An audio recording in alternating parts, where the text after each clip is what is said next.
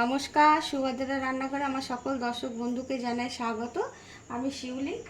আজকে আমি দেখো মোরলা মাছ নিয়ে এসেছি, খুব সুন্দর ফ্রেশ একদম মোরলা মাছ। মোরলা মাছের চচ্চড়ি বানাবো। তার জন্য নুন আর হলুদ মাখিয়ে আমি মিনিট 10-15 রেখে দেব। তারপরে আমি আর কি করছি তোমাদের সাথে সেগুলো আমি শেয়ার করব। তোমরা আমার সাথে থাকো। আমি দেখো কালো সর্ষে আর সাদা সর্ষে নিয়েছি, দুটো কাঁচা লঙ্কা নিয়েছি। এগুলো আমি বেটে নেব, পেস্ট করে নেব আগে। আর একটু তার সাথে পোস্ত দিয়ে দিলাম। এগুলো আমি মিক্সড করে নিলাম, দিয়ে এবার আমি এগুলো বেটে রেডি করে নেব। দেখো আমি শিলেতে বেটে নিলাম, যেহেতু অল্প মশলা সেই জন্য আমার বাটা হয়ে গেল। এবার আমি বেটে মশলাটা তুলে নিলাম। আমি কতগুলো আলু কেটে নিয়েছি, মাছের সাথে আলু দেব, তার জন্য আলু ঝিরি করে কেটে নিয়েছি। দেখো লম্বা লম্বা করে সরু সরু করে আলু, পেঁয়াজ, কাঁচা লঙ্কা রয়েছে। এগুলো আমি কড়াতের মধ্যেই দিয়ে দিচ্ছি। এই কড়াতে রান্না করবে, এই কড়াইয়ের মধ্যেই আমি এগুলো দিয়ে দিলাম। কাঁচা লঙ্কা, আলু আর পেঁয়াজ এগুলো আমি সব একসাথে করে দিয়ে দিলাম।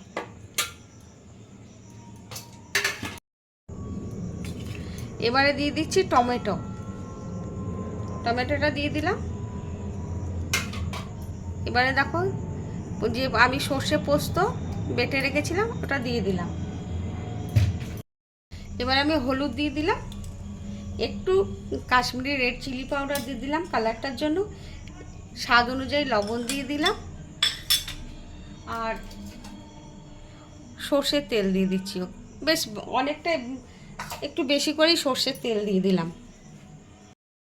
কয়েক দানা চিনি দিয়ে দিলাম, 2-4টে দানা দিলাম চিনিটা সবসময় আমি তোমাদের বলি রান্নায় স্বাদে ব্যালেন্স আনি, যার জন্য আমি একটু চিনি দিই। প্রথমে আমি এগুলো আগে চটকে মাখিয়ে নেব ভালো করে, কারণ মাখানোর ওপরে নির্ভর করে মানে রান্নাটা কত সুন্দর হবে। সেই জন্য আমি এগুলো প্রথমে চটকে ভালো করে মেখে নিয়ে তারপরে মাছটা দেব, বুঝলে তো। দেখো এগুলো আমার মাখা হয়ে গেছে ভারী সুন্দর করে।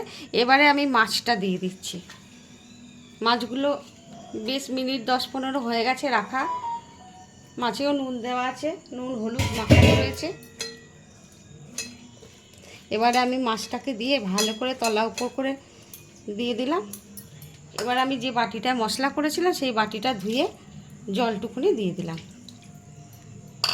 আর আমি কোনো জল টল দেবো না। এবার আরেকটু ওপর থেকে আমি সর্ষের তেল দেবো, দিয়ে গ্যাসটা জ্বালিয়ে বসিয়ে দেব। আমি গ্যাস জ্বালিয়ে দিয়েছি। এবার আমি কড়াটা বসিয়ে দিলাম, আর উপর থেকে আর একটু সর্ষের তেল আমি দিয়ে দিলাম। ব্যাস, এবারে আমি চাপা দিয়ে দেবো। আর গ্যাসের ফ্লেমটা আমি বেশ হাইতে রেখেছি। যেই ফোটা শুরু করে দেবে তখন আমি লো করে দেবো। মিনিট 10-11 মতন আমি এটাকে রান্না করে নেব। দিয়ে দিলাম। আমি এবার খুলে দেখছি, মধ্যেখানে একবার দেখেছিলাম, বুঝলে। আমার দেখো হয়ে গেছে মাছের চচ্চড়িটা। মোরলা মাছের চচ্চড়ি একদম রেডি, একদম শুকনো হয়ে গেছে। দেখো ভারী সুন্দর হয়েছে, আর ভারী সুন্দর একটা সুগন্ধও বেরোচ্ছে। এই গরমের মধ্যে খুব মানে শর্টে রান্না, খুব ইজি রান্না। বসিয়ে দিই 10 মিনিট ঘুরে অন্য মানে ফ্যানের তলায় বসা যাবে, তারপরে হয়ে যাবে। যাই হোক, নামাবার আগে আমি একটু সর্ষের তেল দিয়ে দিচ্ছি। সর্ষের তেলের গন্ধটা খুব ভালো লাগবে। একটু ধনেপাতা কুচো ছড়িয়ে দিলাম ওপর থেকে। এবার আমি গ্যাসটা অফ করে দিয়ে স্ট্যান্ডিং টাইমের জন্য কিছুক্ষণ রাখবো, রেখে তোমাদের সার্ভ করে দেখাবো আমার মোরলা মাছের চচ্চড়ি কেমন হয়েছে।